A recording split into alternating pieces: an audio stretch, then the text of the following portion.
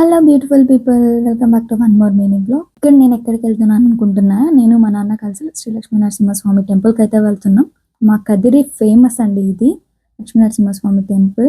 కదిరికి వస్తే ఆ గుడి చూడకుండా అయితే ఎవరు వెళ్ళరు, అంత బాగుంటుంది. అండ్ ఎవ్రీ ఇయర్ మా నరసింహస్వామికి అయితే తేరు జరుగుతుంది.